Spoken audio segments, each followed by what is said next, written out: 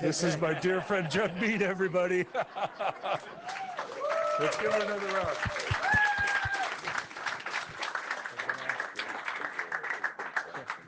Okay, so I want to thank you everyone for being here to celebrate the NDP and our great leader, Jagmeet Singh.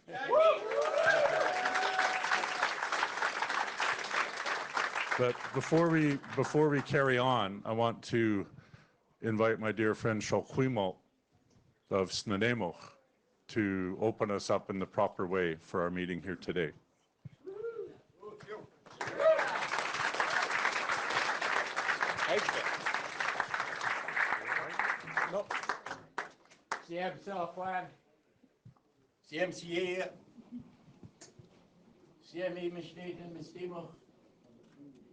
Respected elders, respected friends and relatives, respected visitors, and and my name is Khalsimot, and I am the child of Sasekalak and Tlimtinat. Today it's not Nanaimo, and I am from Nanaimo.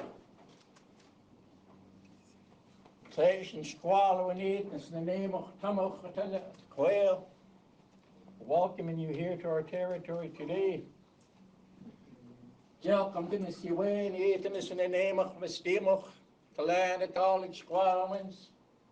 Following the traditions of our people, letting you know who I am. Also, I didn't want you to think that in his busy schedule, he took a stranger off a street to come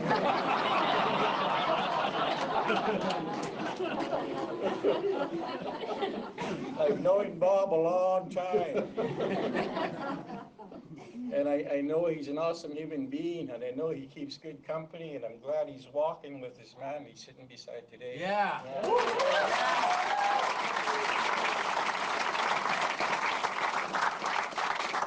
I'm thinking about the spirit of my ancestors right now, and I'm going to use a song to bring the spirit of those ancestors forward.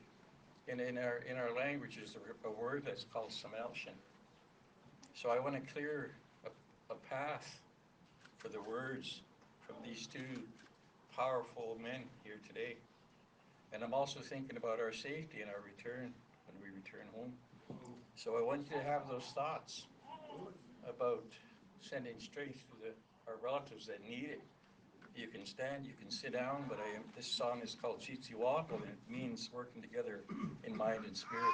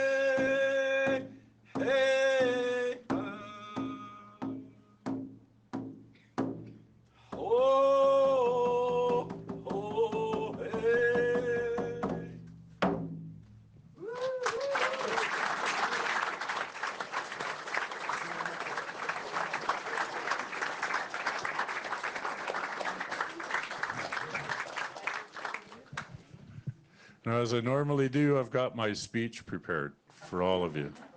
That's what the speech looks like. Oh, just so you can see too. We've got, I want to thank Gary very much for coming and opening for us in the proper way tonight. It's Nanaimo, unceded territory.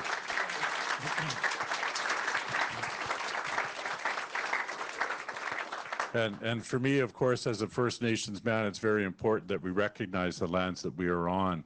And the path that we have in front of us for Canada is one about full recognition of human rights for Indigenous peoples and equality for all peoples within this country.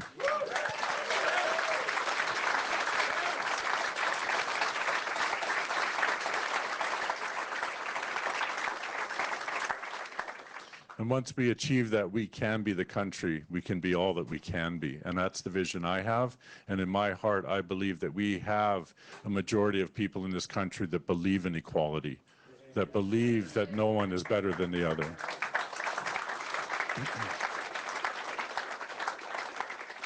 And this evening, we have a very special guest, you may have noticed.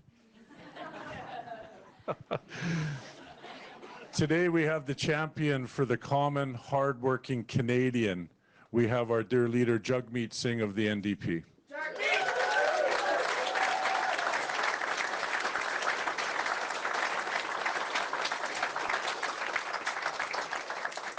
And so every day when I see my leader on the TV talking about how the government has lost its path, how the governments have forgotten the everyday Canadian and the challenges of living with low wages and high costs of living, my heart gets a little happier knowing that we have such a champion fighting for all of us at the national stage, and the NDP are going to continue to be that voice for the hardworking Canadians.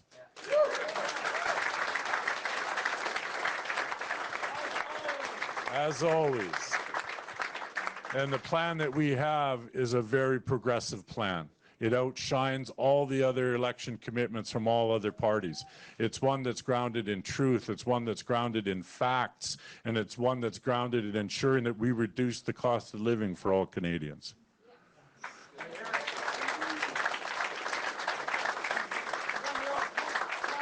But I know that many of you already know me. So you know that I could probably talk for at least another 20 minutes, right, Ray? 25, he says. So without further ado, I want to introduce you to my dear friend, Jagmeet Singh, NDP Leader.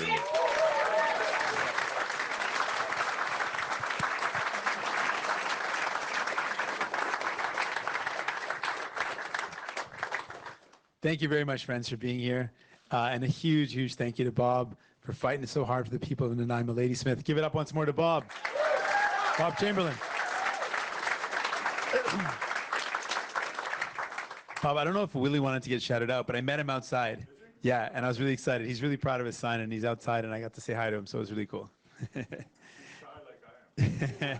No, I think we're at capacity, so people couldn't get in, so that's why he was stuck out. Friends, friends, I want to say I'm really honored to be able to spend some time with you. And I'm looking forward to our conversation. I want to hear questions from you. And before we get into that, I just want to lay out a little bit of the struggles that we're facing and a little bit of an update of what we're trying to do. And then I want to get into questions from all of you. So if you permit me, I want to also acknowledge that, as Bob did, acknowledging the traditional territories that we're gathered on, for us is more than just acknowledging them, as Bob pointed out. We also have to commit to a future where we remedy the historic injustice and the ongoing injustices, and we do that in a way that looks at the first people of this land with dignity and respect and equality and fairness, and those are our guiding principles. We're going to make sure.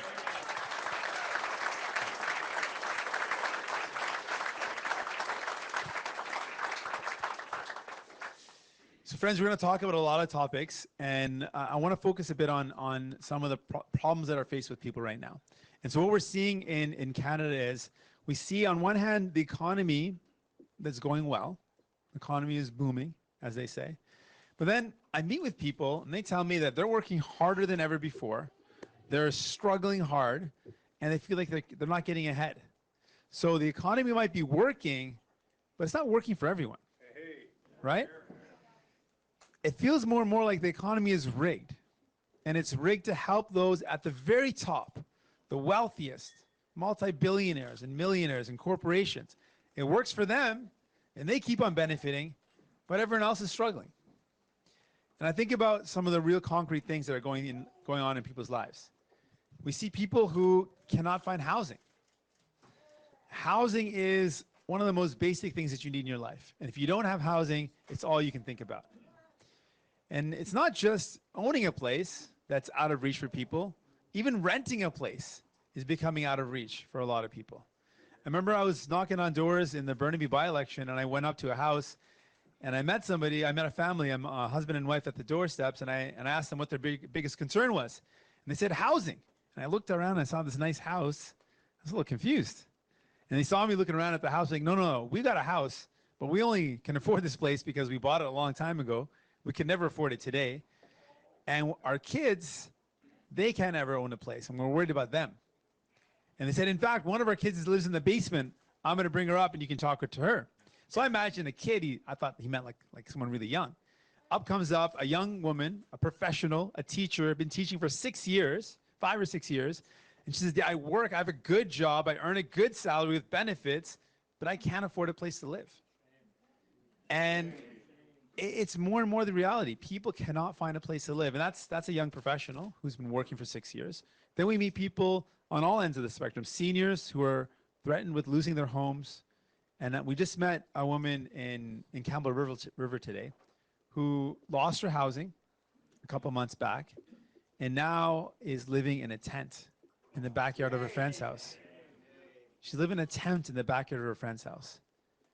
And I asked her about what that must be like it must be so hard. And she's like, you know what? If it was just me, I'd be all right. But I'm worried about my kids. She's got kids that live with her. And they can't find a place to live. And Campbell River has no vacancy. It's basically, there's zero vacancy. It's like 2% or something. They cannot find a place. And if you find a place, it's astronomically expensive. And so I look at that and I say, well, what can we do? Like in a country as rich as ours, does it make any sense that that's what's going on? Right? Does it make any sense that we can't have a system in place where everyone in our country has a place to live? You know what I mean? It just boggles my mind. And then I look at, the other concerns that people have. Healthcare. People, we're proud of our healthcare system.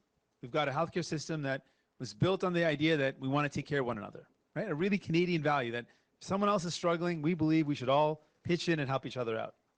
But more and more, when you need that healthcare system that we're so proud of, it's not there for people when they need it. We're seeing that there's been an erosion of services, and it's not a coincidence. Governments have chosen to cut funding, and we're dealing with provinces that are being starved of the funding they need. And I think about what that means for people. They can't get the care they need. I also meet so many people, so many Canadians, that cannot afford medication when they need it. And I think about how illogical that is. You can go in and get diagnosed, find out what's wrong with you, but you can't afford the medication to get better. And how does it make any sense that you find people that get so sick, they end up in a hospital bed in the emergency room, which costs $1,500 a day because they couldn't afford a $5 a day pill? Like the sheer absurdity of that situation just flattens me. It shocks me. And then I look at all these struggles, and I see young people who are telling us, they're telling their parents, they're telling leaders. We've got people like Greta, people like Autumn, an Indigenous woman from Ontario, who go to the United Nations and say they speak truth to power, and they demand, why is it that world leaders, governments are failing young people? Why are they betraying young people's future? And they say, how dare you betray us and ignore the facts and the science? And I see young people who've got in their eyes, instead of having hope and excitement for the future, they're afraid and worried. And I think what a betrayal to those young people's future if we don't do everything we can to make sure we defend this environment. And I think, right?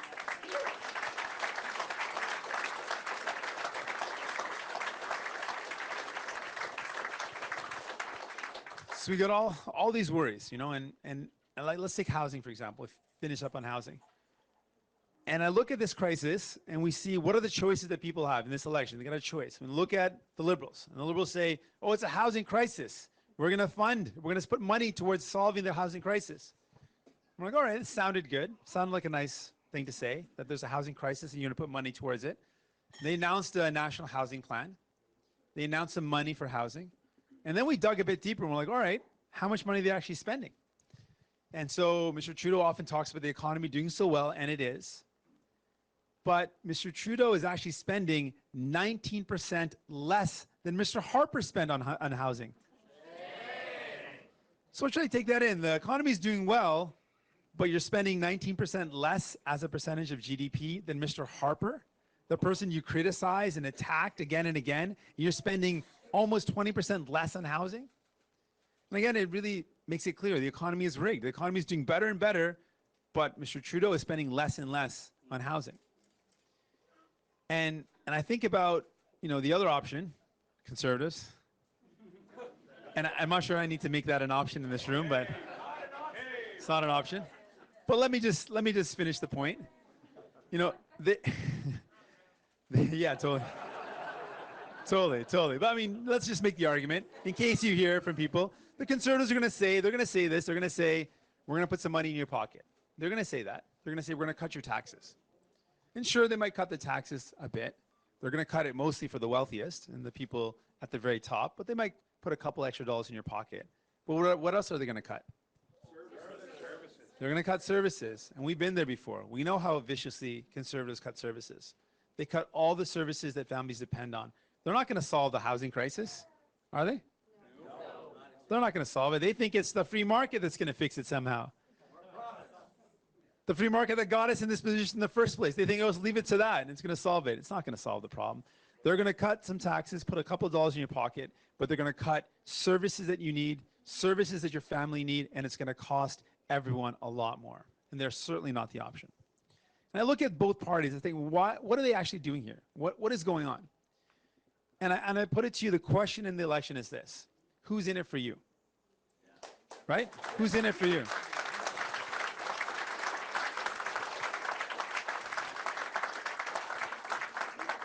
I put it to you, if the question is who's in it for you, we look at Ottawa. Ottawa certainly hasn't been in it for you. If you look at Conservatives and look at Liberals, they've been working hard to make life easier for the richest, the wealthiest, the biggest corporations. It makes life easier for them, but harder for everyone else. And I want to change that. I want to change that.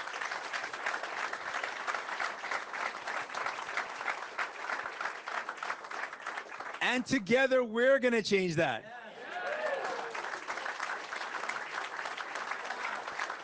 We're going to put in place, we're going to build 500,000 new affordable homes across this country.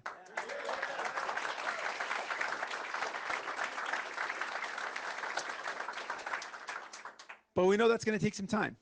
It's going to take time to build. We're going to put that dollar and those investments in immediately. We're going to make this bold investment right away. But it's going to take some time to build all those affordable homes. And there's people that are struggling right now. And we want to say to that woman who is worried about having a place to call home, I want to say to her, she doesn't have to wait for help. We're going to immediately put in place a rental subsidy that's going to help out 500,000 families. It's going to provide them supports up to $5,000. Because we know we're going to make up for 30 years of inaction on the part of Liberals and Conservatives. We're going to make up for that inaction. We're going to invest boldly, but we're also going to take care of people right now with supports to people that need it right now. On top of that, we're going to tackle the root cause of this. Because I think we can take on these problems if we have the courage to take on the powerful, the people at the very top, right? And so, with the root cause, one of the root causes of why housing is rising so quickly, it's speculation, right? Speculation is driving up the cost of housing. And the BC government's done a good job putting in a foreign buyers tax, which has helped control some of the speculation. But we know that money moves around. There's different jurisdictions. People buy things from different areas. So we want to put in place a federal foreign buyers tax to make sure we clamp down on people who want to use our market like a stock exchange. No more of that. This is a place where people have their own housing.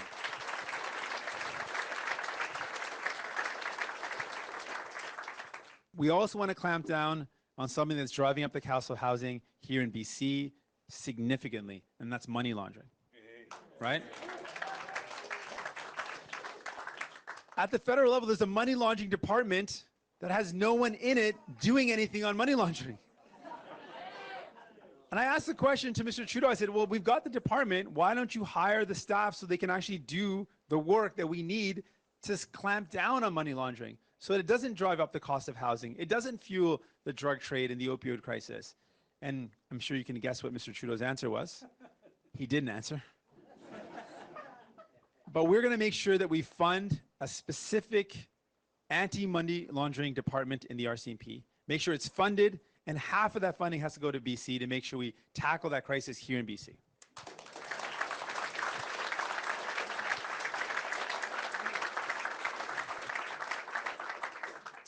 There's a lot we can do, and we're going to do a lot together. And I was going to wrap up with this. And I believe that we need to expand our healthcare system.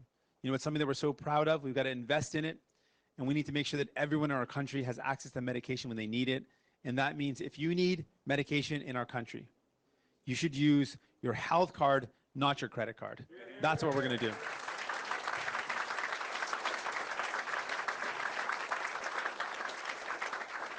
And we're going to go beyond it because we know that not only do we need to have medication coverage for all, we also need dental coverage for everyone.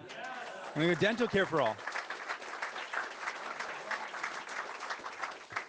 We want head-to-toe healthcare coverage, and that means vision care, hearing care. That means addiction and rehabilitation services. It means mental health services when you need it.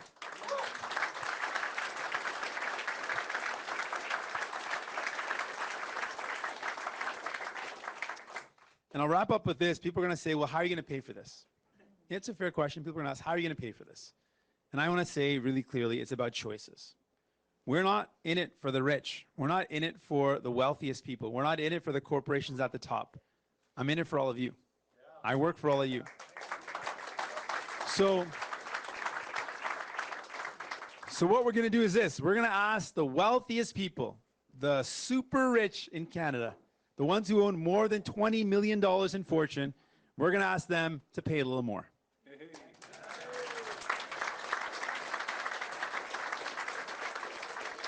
We're going to close the offshore tax havens that's making us lose $23 billion. We're going to make sure they pay their fair share.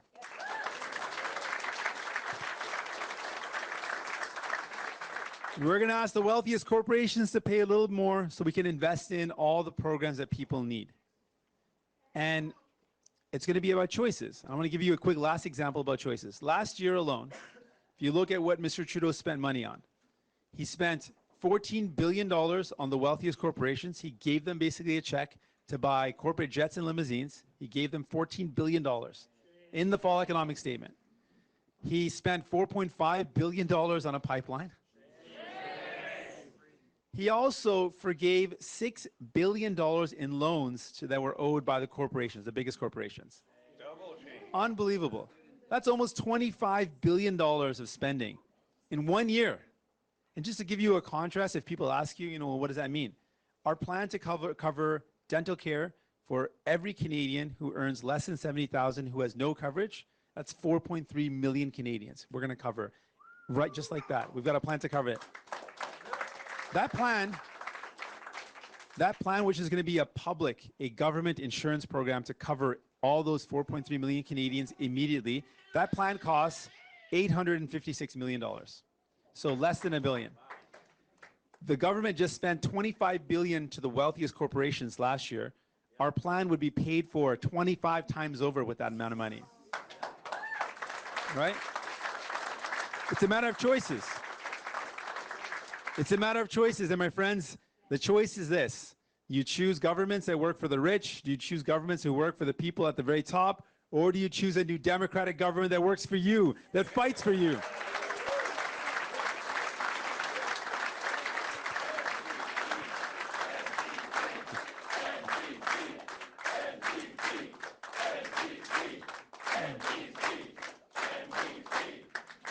Thank you. Thank you very much.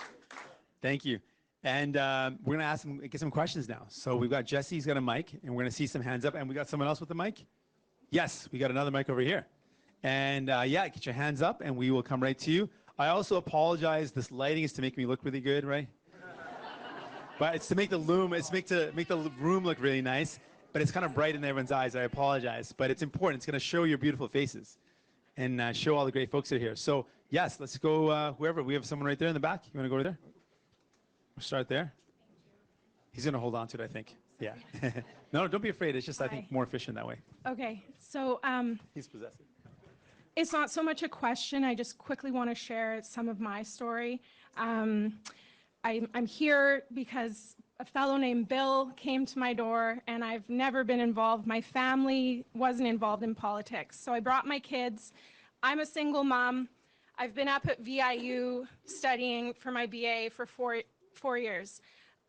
We have moved 8 times in the past 7 years, okay? And I've dealt with slumlords 4 times now. I'm sorry.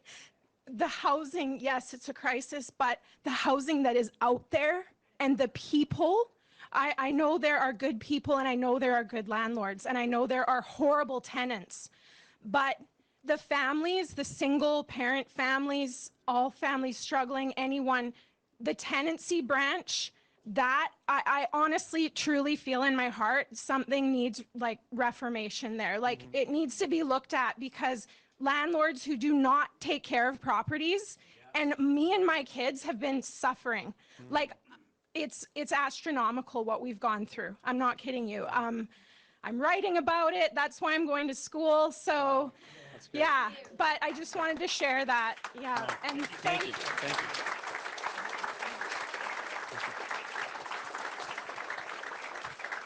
Friends, it takes a lot of courage to share a story, so thank you for sharing your story, and it's a part of what's going to help motivate us. We already know how bad it is, and we've got to fight hard, but your story is what helps us, put a real human to that struggle, to what's going on. So thank you for sharing. And we know we've got to build a lot of affordable housing. We've got to build housing that's non-market, so you're not dealing with tenants or landlords that are trying to make a profit off you, but non-profit housing and non-market housing is some of the solutions that we want to invest in. But you're raising something that we've got to make sure that tenants are protected. And thank you for bringing that up. Yeah. No, okay. Anyways, thank you so much. Thank you. Thank you for sharing. Yep, you got someone here? I'm going to hold the mic, okay? Go ahead. Oh, okay. We got a question over here. Oh, all right. Thank you for coming. It's been marvelous to hear you speak, Jagmeet. And I grew up in Strathcona, so you know Strathcona. And the projects there for low-cost housing destroyed the neighborhood. And we had to move out of the neighborhood after my family and the neighbors saved that neighborhood. So I know very much about people. We also grew up due to the First Nations generosity, sharing their skills with my father so he could feed the family, because we were in a ghetto at that point. Chinatown was a ghetto. So my question is not to the people, of course, now, because I am Canadian, even though I wasn't born a Canadian, I was an alien when I was born. They did not give us citizenship. But I care, my heart is now on Vancouver Island. And I welcome you to the home of the Gary Oat Meadow. And you know the federal government is responsible for Sarah. And we have no teeth in that for endangered ecosystems. And it does not cost money. It costs the focus for the federal government to trickle down to the local governments for us to care about our home place and our local biodiversity. So I haven't seen anything in any of the party platforms that speak to biodiversity, even though we have declared climate change a crisis. How do you and the NDP want to focus on Sarah and our local Gary Oak ecosystem? Thank you for the question. Thank you very much. We know that this week it's a really appropriate question to talk about, biodiversity and talk about the climate. given that this is Climate Strike Week. We've got a week where people around the world are striking to say, please save our planet. Listen to the young people who are worried. Listen to the science that points out that we need to act now. And really, if you look at why we haven't seen action, I can give one example, a concrete example of the choices, the choices that the government's making and where we could be putting money towards investing in protecting our environment and what Mr. Trudeau is doing instead, to give an example of the current government. So Mr. Trudeau promised, for example, to end fossil fuel subsidies, and that would free up some money that could be invested in tackling the climate crisis, that could be invested in clean energy, that could be invested in protecting water and protecting land and marine diversity. But instead, he failed to he broke that commitment. And I wondered why. Why is it that there's a simple commitment he made in 2015, why did he break that commitment? Well, after 4 years in government, turns out he was lobbied a number of times. He was lobbied a number of times by the fossil fuel sector. And those fossil fuel sector, the energy lobbyists, lobbied Mr. Trudeau's government a whole bunch of times. Does anyone want to guess how many times over 4 years? Wild guess. 600. That's a pretty good random guess.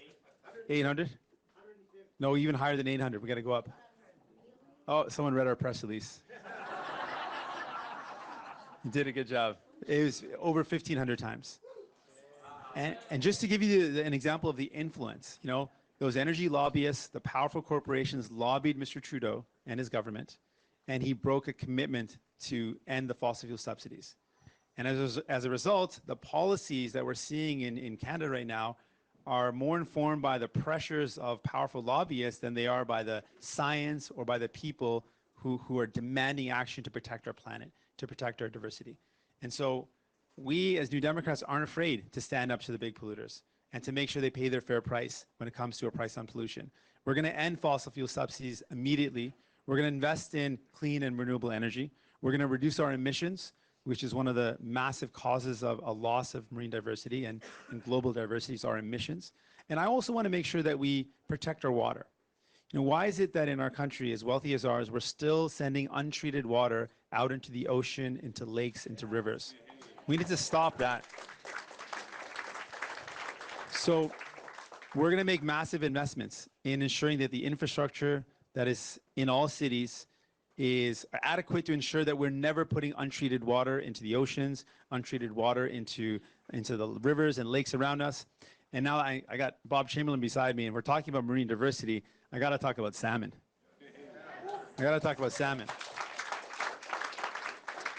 And there's so much we can do to protect salmon. We know that the farm fishing, it's creating a risk. Open containment is causing a risk for wild populations. And our candidate over here knows a lot about that. Is probably one of the best experts in fighting against making sure we've got a sustainable way to do it. These are decisions we can make. We can work together and solve these problems. It's a matter of courage, and it's a matter of wanting to do it. You Democrats want to make this a priority. We are going to make it a priority, and we're going to get the job done. More questions? Yes. Anyone else? Hands up. We got someone back there, yeah? Thanks. Jagmeet, I'm a Canadian Legion member, long time. My father served in NATO. He's deceased now for many years. My father-in-law was an RAF pilot. 5,000 veterans were on the streets last year. Yeah. What is the NDP going to do to address that? My father and my father-in-law are turning over in their graves. Thanks. No, thank you for the question. Thank you very much. The men and women that serve for us, men and women that sacrifice for us, that serve our country, we're incredibly thankful for them, but they're not being treated with dignity and respect. And it's absolutely deplorable, the fact that people who serve our country, who serve for all of us, get treated with such a lack of care, with such negligence. At a starting point, at a basic level, everyone who serves for our country needs to be treated with respect and dignity. They need to have access to the services that they need. And what we're seeing in the past year is when we looked at the service standards, the government failed. The majority of the service standards that would be adequate, just basic service standards for veterans who need access to services. Often they had to wait weeks and weeks just to get basic yes, no's to whether they're covered for certain services that they need. And then in terms of housing, you're talking about, veterans being on the street. This is a reality. We have so many men and women who serve for us, who then have PTSD, have mental health concerns, and end up not being able to continue to work and end up in situations where they're struggling so poorly, so much. We need to make sure they're supported. We need to treat them with respect and dignity. I'm committed to doing that. We put in a bill in Parliament that said there was a budget that's set aside for veteran services. And every year it doesn't get spent on veterans. It gets spent on other things, but it doesn't get spent on veterans. And we put forward a bill that says every commitment that's made to veterans has to be spent on veterans and make sure they get the service they need. And we put a motion in place that was passed that was going to mandate that every year we will spend the budget that's allocated for veterans on veteran services to make sure they get the dignity and respect they deserve.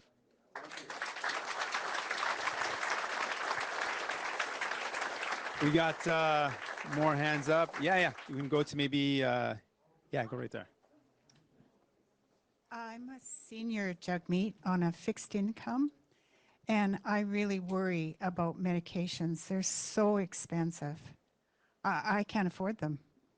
So what can I do? What will the NDP do for me? Thank you very much for the question. Thank you. You're not alone. Yeah, there's a lot of people that are in that's the very same position. And I think about, seniors, we talked about people who serve for our country. Seniors also gave their whole lives to building up a society for us. And they give so much, and at a minimum, they should be able to retire and knowing that they're going to have dignity and respect in their retirement. But for far too many seniors, that's not the case. They don't have access to adequate housing, and they can't afford their medication. And I've heard heartbreaking stories of seniors who have to cut their pills in half. They skip medication that they need. They just don't take the medication at all because they can't fill the prescription. I've met seniors who tell me they literally have to look at their budget and they choose between whether they buy food or they buy the medication they need. And I think in a country as rich as ours, there's no way that should happen. Right? It shouldn't happen. So what we're going to do is this. We have a plan. It's a public, universal, single-payer, medication for all, pharmacare for all plan that we want to get done in 1 year. We don't want seniors to wait. We're going to get it done in 1 year.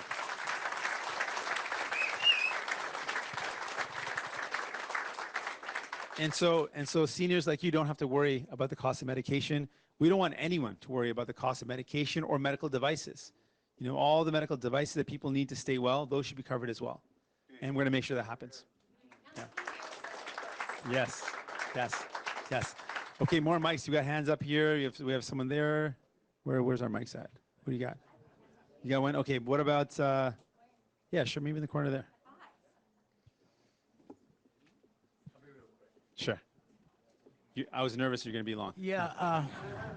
The thing is that I'm concerned about is I do a lot of talking online, and the misinformation on climate, the amount of money that is spent, and the think tanks that are out there that are putting out 100% baloney. All you got to do is ask Google, who's financing this stuff? And you'll find it's come from the guys that are running the biggest industrial complex in the world. Yeah. The tar sands. They got a lot of investment there. They got nothing to lose. They got it made.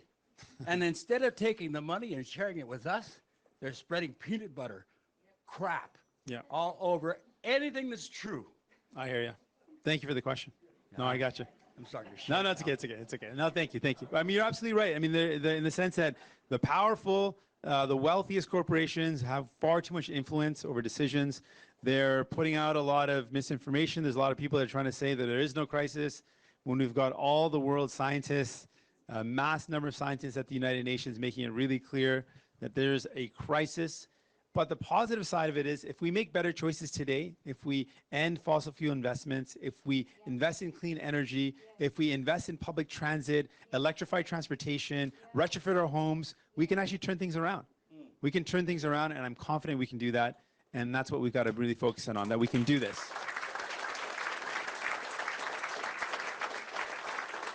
Just before that, 1 second, just before that, I also just want to acknowledge we've got an incredible champion amidst us, someone who's fighting hard for us, who was my dear friend at the federal level, and now is going to fight hard for us at the provincial level. So thank you so much for joining, my friend.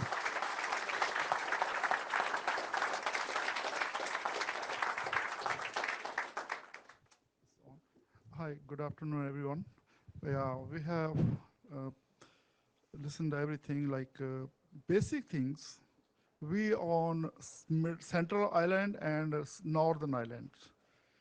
We people have to go to Victoria for even for putting the shunt. We have to go there, and the families have so much hard time in Victoria. Middle class people, okay, for like people from up north island, they have no place to live in the city and no place, and we need Nanaimo is the best place, the central place on the island. We need, we don't have neurosurgeon here. We have to bring to the notice of this is federal as well as provincial representative was there. So from, on the behalf of our island people, I want to bring this to notice that we need more facilities. Nanaimo is better. People coming from Port Hardy or interior places. Sure. We need more facility here in Nanaimo. Yeah, okay. And also, the public funds should be used in proper manner. Past, in April, there's something happened. I bring to notice I try to bring to the notice of the NDP that public money should be invested on the real cause, like where we need it. Sure. Thank you very much Thank for you. time, and Thank you. appreciate that. All Thank the you. best for. Thank you. Thank you very much. Thank you. You touched on a bunch of really good points.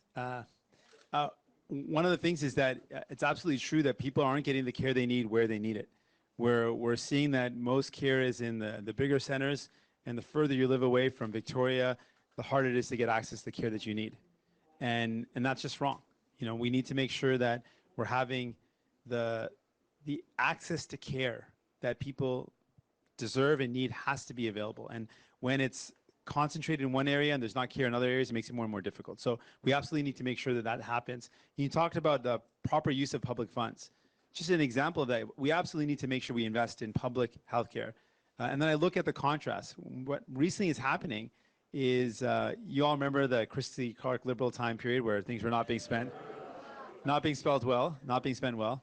Under Christy Clark, there was a Minister of Health, Terry Lakes. And Terry Lakes was responsible for health when BC was fined $16 million because they were allowing private delivery of public services. And guess who Mr. Trudeau chose as his star candidate in Kamloops right now? Terry Lakes. So again, this is an example of not respecting British Columbians who are saying, hey, we want to make sure that our investments in public health go to public services, go to public health, not go to a government that's going to then use that to open up the door for private services. That's just wrong. Well, what Mr. Trudeau is signaling is that he doesn't respect the reality that British Columbians have gone through. He also is signaling that Christy Clark Liberals are considered a star candidate in his list of candidates, which is not true to anyone who lives in this province. They're not a star candidate. But you're absolutely right. We're going to make sure we spend that money adequately. We're going to make sure there's checks and balances.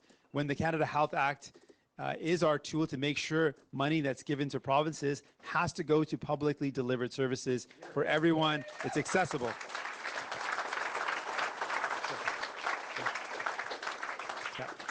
I could ask like 100 questions, but I'll try and restrain myself. I brought my kids to Nanaimo a year ago because as a former youth in care, I get free tuition at Vancouver Island University. It was a huge opportunity to try and get out of poverty. Nobody would give us a place to live. We would go, I have 3 kids, go see a 3-bedroom house. Oh, we're looking for a smaller group of people to rent our 3-bedroom. Oh, you have 3 kids? That $1,600 place that I advertise, oh, I'll have to charge you $2,400 for that. Oh, you can have free rent in exchange for benefits. And I went to the Ministry of Children and Family Development, mandated help families, keep families together. They put my kids and I in a room and told me over and over that I cannot raise my children and I can put them into care. Yep. And I went to Leonard Crow, I don't even know what party he is, went to his office asking for help. Oh, we can't help you until you apply for BC housing. So I do. And then they say, oh, well, he's not allowed to use his position to influence anything. And so I guess my question is partially, how do you decriminalize being homeless so that people can ask for help? Like literally, what can you do to change how this works? And as much as the rental subsidies help, if nobody's willing to rent with somebody who has children, and like there's ads that specifically say no natives. There's ads that want, 3 months bank statements. There is no enforcement, so people can get away with it. What can be done to help with that? Thank you for the question. Yeah, thanks. That's tough. What you're going through is horrible. I think everyone in this room agrees that should not be happening. I'm really sorry that's happening to you. I mean, all those examples are just horrible. Being discriminated, being harassed. I mean, that's just wrong. And I hope you know that that's wrong. It should not be happening to you.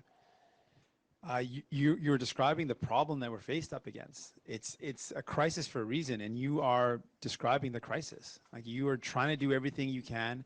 You're doing everything right. You're moving to a city hoping that you can build a good life for your kids. And no matter how hard you're trying, you're up against one barrier after another barrier after another barrier. And it's like, how do you get ahead then? How do you get ahead? That's horrible. I wish I could answer and solve all the problems. I really care. I want to fix everything you said right now. And oh, of course. Oh, no, for sure. And that's beautiful. Yeah. I want to fix all those things. Yeah, for sure. I mean, what we can do at the federal level and what we haven't seen for so long, in terms of the tenancy rights and protections, those are all provincial jurisdiction, and I want to jump in and fix them, but I understand that there's, limitations. But what we can do, one of the things that we're not limited at all, is one of the reasons why you're in this position is there's not an option for non-market housing, cooperative housing, right? Nonprofit housing, where the goal... Exactly. And so that's what we want to do. So what's happened for about 3 decades is the federal government hasn't actually been involved in building housing, hasn't been involved in investing in non-market housing. So now you've got all this market housing and market rental where you're up against all these problems. But if we invested boldly in, if you look around the country and you find where there's affordable housing, where there is non-market housing or non-profit housing, that's where CMHC used to make those investments. Used to partner with those organizations and build those affordable places to live that were governed by the principle of accessibility and affordability. Not for profit. They weren't guided by the principle of profit. They weren't guided by tenant or landlords. They were just seeking to exploit the people. And that's not all landlords, but there are some that do that. That's why we need a non-market option. That's what we want to invest in. We want to invest massively in building those type of homes. And in the meantime, we know people need help right now. And so I kind of struggle to find a way we could help out people right now. And one of the ways we can is that we're offering a direct subsidy to those folks and families that are struggling. And that's why we put forward an announcement just earlier today, in fact, where we want to help out 500,000 families with a $5,000 rental subsidy. That's going to help out people that are kind of on the edge. They can almost afford a place, but they just need a little extra help. That's why we want to put that forward to help out people now. And then we want to make sure we invest and build affordable housing so you won't be in that position again. Okay. Yeah. We can take one more. Maybe we can come over here. If we get the mic here. Do you have someone chosen already? Did you have someone already? Okay. Sorry, I was going to go to you, but I only have time for one more question. Yeah. We'll chat. Hi, I'm a student in high school. I'm just graduating this year, and I understand that students of middle-class families have the hardest time affording university. And I'm just wondering if you would support increasing the threshold of family income that would disqualify a student from receiving a student loan. Okay. Thank you.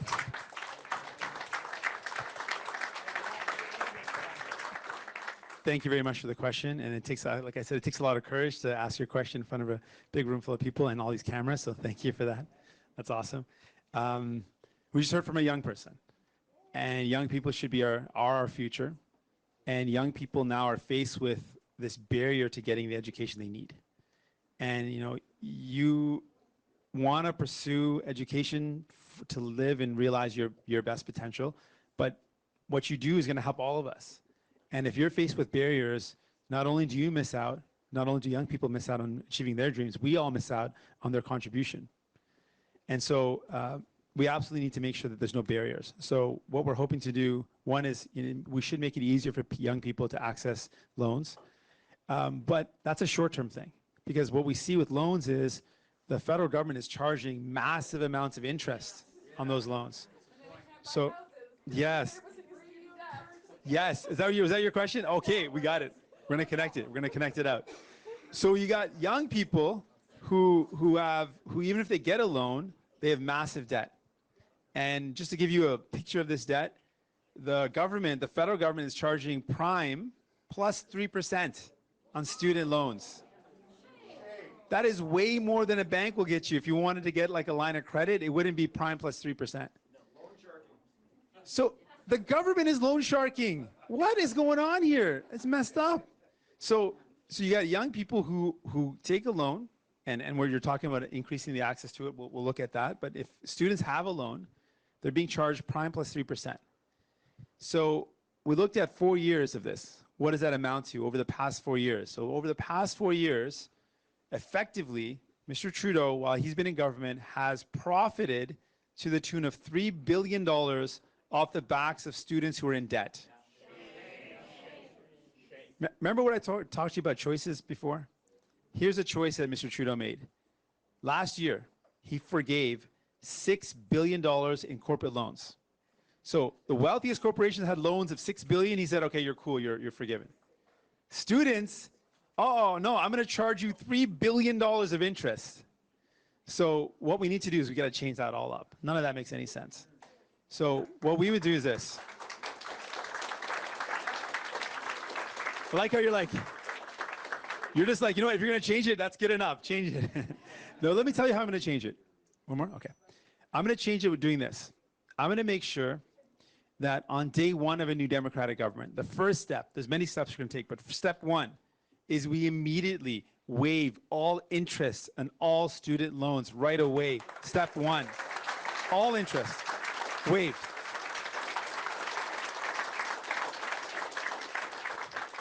Step two, we got to look at forgiving the debts of students, not of multi-million-dollar, billion-dollar corporations, right?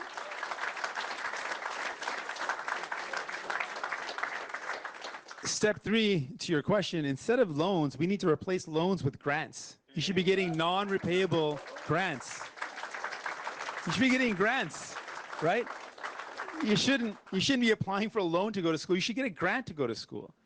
And then ideally and ultimately, what we want to do is, if you're going to school from kindergarten all the way to your career, there should be no barriers in your education.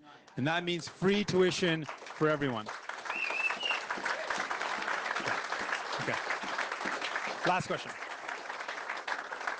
We're going to squeeze one last one in? Okay, we'll do one last one. She's going to hold it there. Okay. Jagmeet, my question to you is competition. Children, seniors, adults of every race, tribe are suffering by 4 rip-off Canadian companies that are robbing this population blood dry. What, can you bring in competition for these cell phone companies? Okay. Great question. Great question. I feel your passion. I feel your passion. I feel the same way. I mean, can I just put it out there? How many people are just incredibly angry and frustrated every time you open up your cell phone bill? No, yeah, for me, I get frustrated, sorry. I get so frustrated. When I open up my cell phone bill, and the thing that annoys me the most is, you ever get to the point where you're running out of data? And then you get that note that says, hey, you've run out of data. Do you want to spend $800 on 1 gig? Sure, it's not $800, but you know what I mean? Like you got to spend like, your plan is $80 and then 1 gig is like $50 for 1 gig of data. It's like, what? My plan costs 80. Why is 1 gig worth 50? And you know what people feel? Do you feel like you're being ripped off a bit? Yeah? Well, you are being ripped off. Surprise, surprise, your feelings are right. Because we're paying some of the highest cell phone bills in the country, in the world, sorry, in the world. We are paying some of the highest cell phone bills in the world, in our country. We're paying incredibly high bills. And it's, again, not a surprise because liberals and conservatives have been working to help out those wealthy, powerful, big telecom companies, and it's made it harder for everyone else. And just last year, we looked at, again, a tally of how many times the big telecom companies lobbied Mr. Trudeau's government. So over 4 years. It's a lot, but not as much as the fossil fuel ones. But what do you think? How many times? 500. Well, that's pretty close, actually. 500 is pretty close. We counted over 550. 550 times. I mean, in 4 years, that's a lot of lobbying. That's a lot of lobbying. And so they kept the prices high.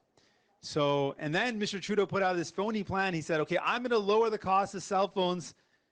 How are you going to do it? I'm just going to sit down and talk to them. That's literally his plan. Like, I'm not exaggerating. He's going to sit down and talk to them and somehow get it lowered. Like, that's not going to work. Just heads up, it's not going to work. So our plan, our plan is this. We're going to make sure, we're not going to ask them, we're going to impose certain restrictions. We've got a powerful tool called CRTC. It actually governs cell phones and internet prices. So what we're going to do is something that the United States has done, Australia has done. We're going to do it here in Canada. We're going to put a price cap.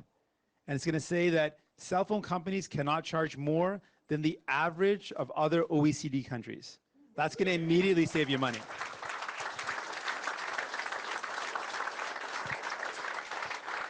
That's going to immediately save you money. The second thing we're going to do is we're going to put in place a mandatory requirement to have truly unlimited data, an affordable unlimited data plan that families can choose to get unlimited data, not the fake unlimited where you go over a certain amount, then they throttle and slow you down afterwards. Truly unlimited data. These two measures are going to save families significantly, make the prices more affordable. And then to bring in competition, the third thing we're going to do is, right now, you know, these telecom companies build roads, build kind of cell phone lines, effectively, and only they can use it. It's like building roads that no other company can drive on. And so what the States has done is, those roads, they allow other companies to lease out those roads and to put in other companies to compete. I want to open up those lines, those networks, and allow competitors to use the existing networks, not have to build their own, but use the existing ones, and they can offer lower cost options to compete with the existing ones to bring prices down. These three measures are going to significantly, massively reduce our cell phone bills, and it's going to save families thousands of dollars. Thank you. Okay, we're going to ask you to sit tight. I know there's more folks that had questions. I'm going to answer those questions kind of one-on-one. We've got to take some questions from the media. They're traveling with me, and we want to make sure our message gets out to the rest of Canada and highlight the beautiful, wonderful people of Nanaimo. So stay in your seats. You're going to be on TV tonight, hopefully. And we're going to take some questions from the media. We got a question there. Hello, Mr. Singh. It's Annie Bergeron-Oliver. Keep your smiles on so when your family sees you. Sorry, Annie. Yes, please. Hi, it's Annie Bergeron-Oliver with CTV National News. So I know that I've asked you this question before. Obviously, it's a tight fight between the Greens and the NDP in BC, and especially here on Vancouver Island. Tonight, we're in a riding that your party won back in 2015, but just in May, it was defeated by the Greens, winning basically their first ever seat aside from Elizabeth May in Parliament. How confident are you that your party is going to be able to take this riding back? Because the Greens are obviously putting in a lot of effort here to maintain that seat. I am absolutely very confident we'll win the seat back. No question.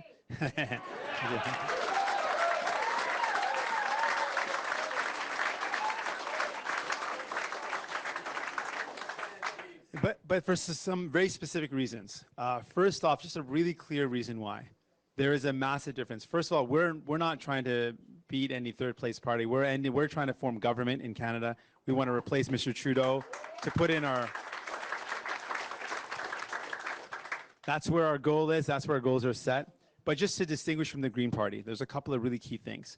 I made it really clear. For me, we can't negotiate between social justice, housing, healthcare, a women's right to choose. We can't negotiate with these with any party. Those are things that are fundamental values. We want to fight for social justice as well as environmental justice. We don't want to separate the two. But the Green Party,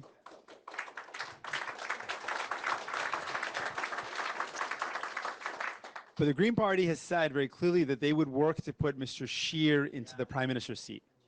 So they made it very clear they're going to work to put the Conservatives into power, regardless if they're going to cut services, regardless of the fact that they don't support a woman's right to choose.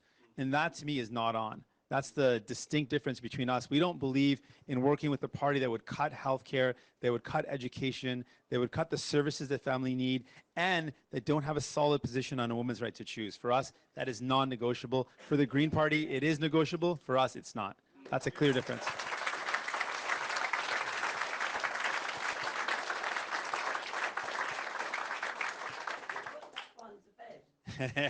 Thank you. Thank you very much. Bonsoir, Jérôme Labbé, Radio-Canada. Pour diminuer les émissions de gaz à effet de serre au Canada, ce qui est important, la chef du Parti vert, Elisabeth May, a déclaré aujourd'hui que les surplus d'Hydro-Québec devraient servir d'abord et avant tout à alimenter en électricité les autres provinces canadiennes plutôt que le nord des États-Unis, comme c'est le cas actuellement. Est-ce que vous êtes aussi de cet avis? On a lancé notre plan et c'est une banque climatique qui va donner des ressources pour créer une connexion entre les provinces où on a l'énergie propre, comme la Colombie-Britannique, comme Manitoba, et on peut faire la connexion avec les provinces qui ont beaucoup d'énergie propre, avec les provinces où on n'en a pas. Donc, ça, c'est un engagement qu'on a fait. C'est dans notre plan, mais c'est un programme avec une banque climatique. On va commencer avec 3 milliards de dollars. Ça va financer cette connexion et encourager cette connexion. Ça, c'est la façon de le faire.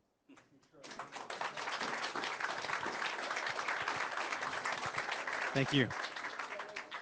Sounded pretty fancy in French, right? Juste pour préciser, encourager ou forcer, est-ce que vous croyez que Hydro-Québec devrait être forcé de distribuer aux autres provinces canadiennes plutôt qu'au nord des États-Unis? Non, dans notre avis, on a du pouvoir de forcer des choses. On a une juridiction fédérale, mais j'ai dit ça en avant que la façon de faire de forcer des enjeux, d'imposer des choses ne fonctionne pas. Donc, ce que je veux faire, c'est de collaborer avec les provinces, collaborer avec les gouvernements et en collaboration, on peut mettre en œuvre des programmes pour faire face aux crises climatiques. C'est en travaillant ensemble qu'on peut faire face à cet grand enjeu et ça, c'est ma façon de travailler.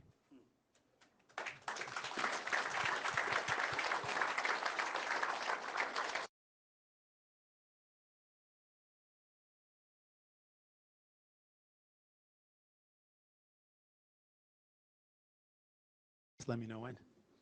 We're back up. No big deal. If you were the Prime Minister, what is the first thing you'd say to Donald Trump? First thing I would say to who? To Donald Trump. Oof.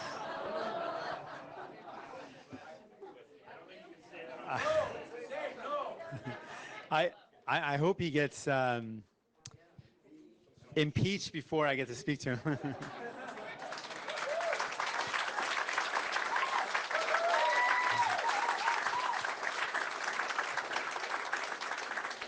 No, but on honesty, the reason is, I mean, I say that in a little tongue in cheek, but to be honest with you, I would say it's disgusting that a president could inflame hatred against people and be so divisive.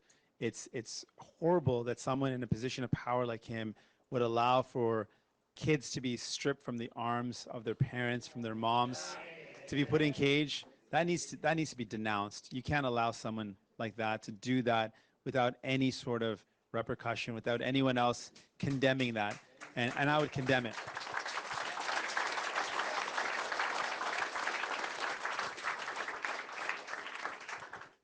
Was Fidel Castro a dictator? He was someone that was in power without a vote, so he would meet the definition of someone that was in power without a democratically elected system. Pretty random.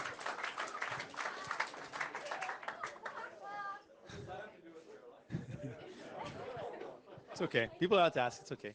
It's no problem. Mercedes, I got to be on my toes. Be ready for any ready question. for anything. It's This all one's good. It's even all good. more different take, but curious to know because we've heard some party leaders talking about whether or not they support the Indian Act. If you were elected as Prime Minister, would you abolish the Indian Act? It is a system that has perpetuated a lot of injustice, and it needs to be completely changed. We need to have a whole new way of looking at our relationship with the First People of this land. So we would replace that framework with the United Nations Declaration framework. That's the way we'd move on.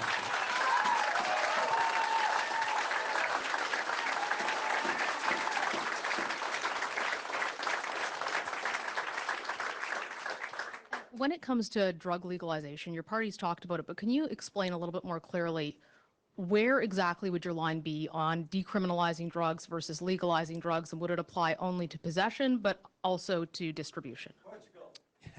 Yeah, pretty much. That would be the quick answer. If I had a one-word answer, it would be Portugal. But yeah, to be honest with you, the approach is this. Our current approach, so if you look at our country and we look at what's going on, we've got thousands of people dying to the opioid crisis. We got thousands of Canadians that are losing their life. I met a woman just a couple of days ago, and she was in her 20s, and she told me she lost her dad to the crisis. And it is a real crisis. We're losing lives, and we've got to do something about it. And so the war on drugs has not worked. That is a failed approach. And what we need to do is this, I think, is one, if first of all, come together and say, do we agree on saving lives? Yes. Right? Okay. We want to save lives, and we have to do things differently. And so I was a criminal defense lawyer. I represented a lot of clients that were charged with personal possession. And these good folks that I represented that were charged with personal possession were people that were dealing with addiction. They were dealing with mental health issues. They were dealing with poverty. And those three issues, mental health, poverty, and addiction, are not criminal justice problems.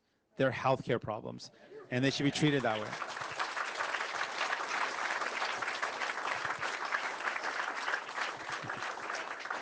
So to draw the line, what I would say is for personal possession, we should not be spending any money on arresting people, putting them through the court system, getting bail, being detained in custody, all the cost that's being spent on people that just need help.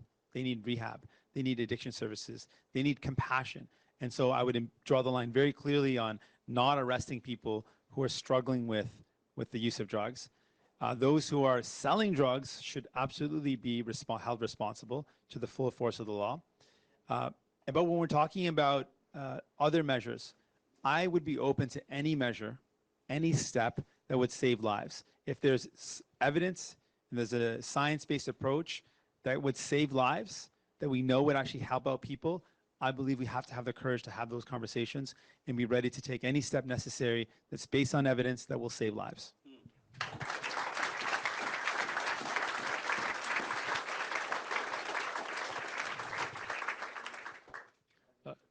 Nicholas Pescott, Nanaimo News Bulletin. Mr. Singh, you've talked a lot about affordable housing, and one of the things that we've noticed here in Nanaimo is that housing, of course, is a multi-jurisdictional issue. We've seen provincial government put in supportive housing in parts of the city that perhaps other people that live around there wouldn't like. We've also seen councils up and down the island make decisions about housing choices that people don't, because people in the community don't want it. So if you become leader, what would you do to try to work and fix these issues that really a lot of them just have to do with zoning?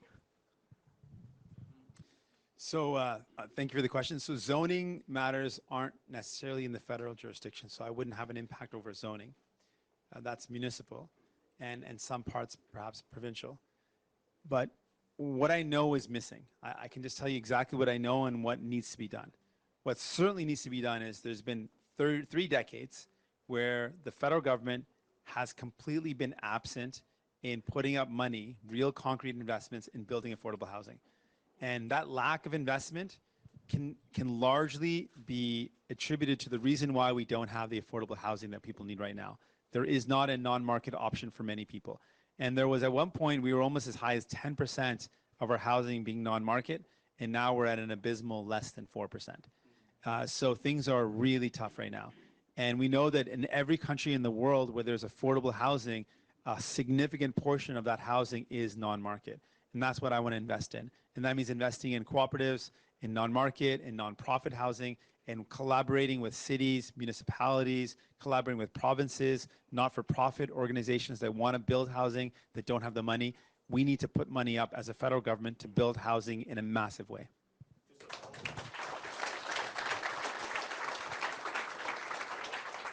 Just a follow-up to that then, how would because you have touched on wanting to do co-ops and these different types of housing, what would you offer then to municipalities or provinces to encourage councils to put in zoning or to approve projects like this? Because at the end of the day, we can sit here and say we're going to do all this and then watch a council turn around and say we don't want supportive housing in this community, or we've heard a bunch of people in a well-to-do part of the city say we don't want this, and vote down a project that would have given people housing and gotten people off the street.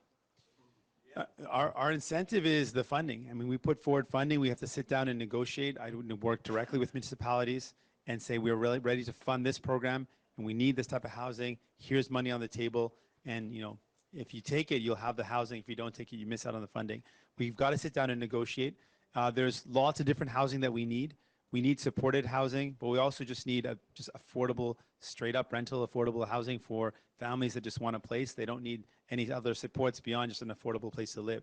But we need all sorts of housing. So we need to be able to build that for seniors, for people who are low and no income, for people who have income but just can't find a place to live, for professionals that can't find a place to live. Really, our solution has got to be comprehensive and deal with all the range of housing that's needed, because it's all needed. You can't live in a pipe. It's true. It's true. That was a good line.